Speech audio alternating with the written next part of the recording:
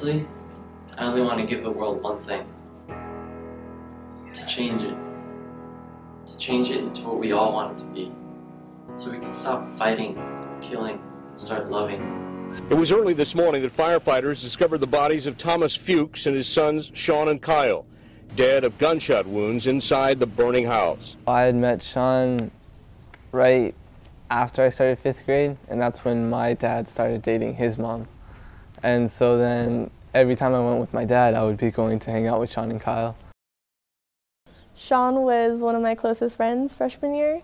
We would walk to and from school together in the mornings and after schools with our good friend Jonah. He was just a really cool guy to know. Sean was a super nice guy. He was funny, fun. He really liked music. He felt that he changed people through his music, and that the only way to make change through people is through music.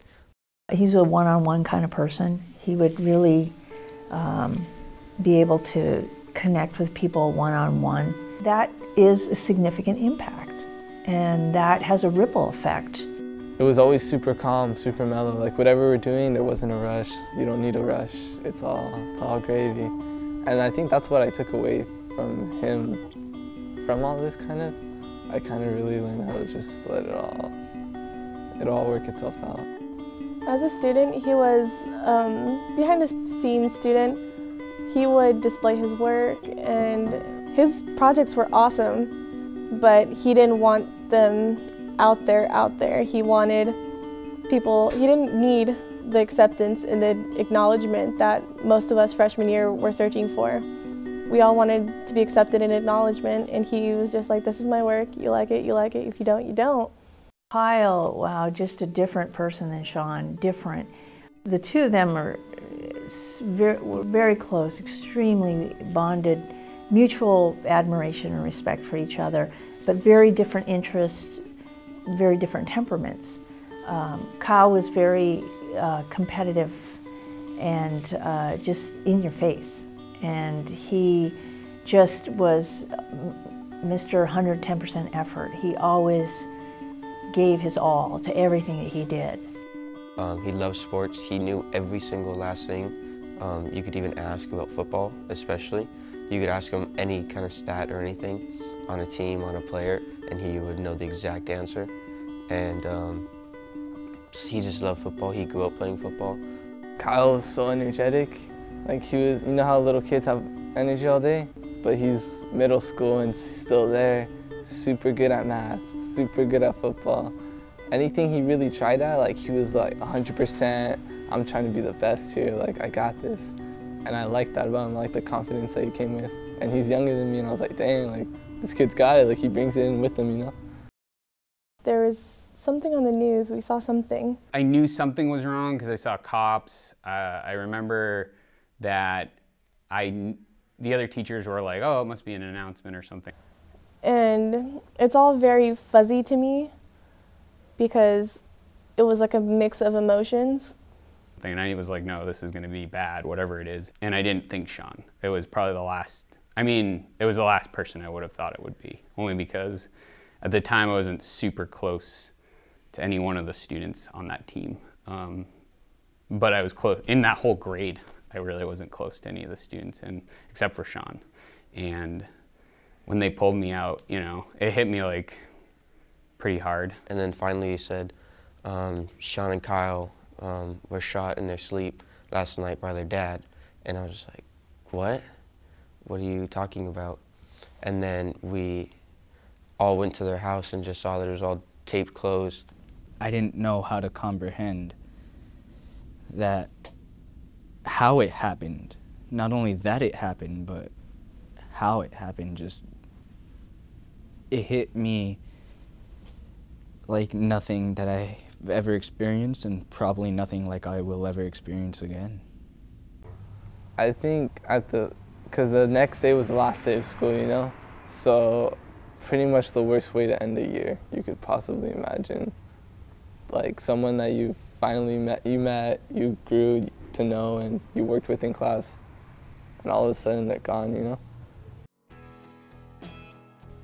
Yeah, I think I was thinking of some other way also to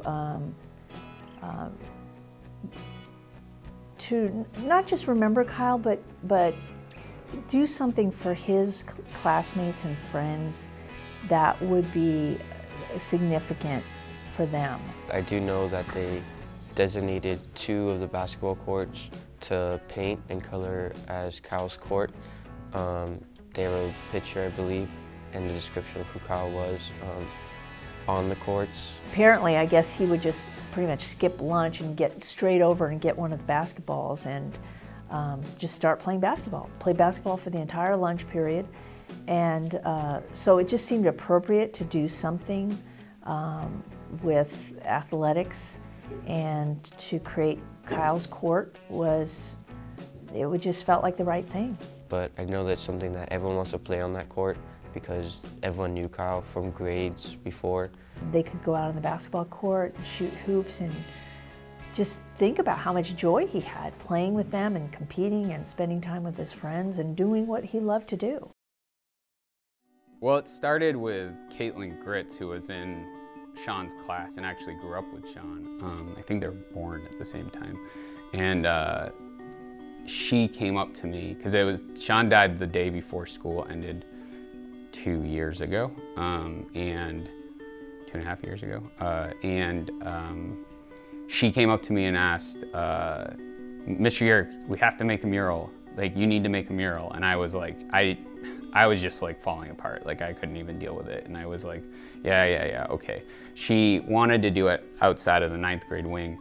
And she wanted to be Sean's head, like in the center of this giant Green Lantern symbol. And I was like, this is not gonna, I was like, I have no desire to work on that mural. That sounds like a horribly designed mural. He's kind of not your in-your-face kind of guy. He wouldn't have been out there, you know, being in a superhero costume and, you know, being the hero. That's not his way. His way was to be who he was, and just by being who he was, being able to make changes and impacting people. So then the thought was, well, Sean also, his real deep love was music, loved music. He was a very accomplished guitar player. And so a lot of the kids thought, you know, Sean just kind of sits back, he's mellow, and he just, by doing what he does, which is music, he does something to change people. And so the whole concept of him just sitting in that first panel, playing his guitar, being who he is, and sending out these vibrations, literally vibrations, into the atmosphere, it could change the world for the better. It could raise the vibrations, raise the energy. We designed it, we got it approved by the faculty. The students presented it to the faculty, which was a really hard day too, because the faculty hadn't actually talked or thought about Sean's death like since everything happened. We had a deadline of doing it for Sean's birthday, and the next semester, a group of juniors and 2 other muralists and Sean's cousin Alicia, who was my student teacher at the time, worked on the mural with me. But in between that, like 400 people like painted the mural on like this big day where we came together after Christmas. I think it did bring us like together again, because we lost a chunk of our school community in our hearts that we wouldn't be able to get back. But to know that we're doing something to remember him so that he wouldn't be forgotten. Sean's not gone. He's gone physically, but from our hearts, he's always gonna be here. And that's something Mr. Yerrick and his mom really pushed for. And it lasted, it's here. And nobody forgets, every morning we see him.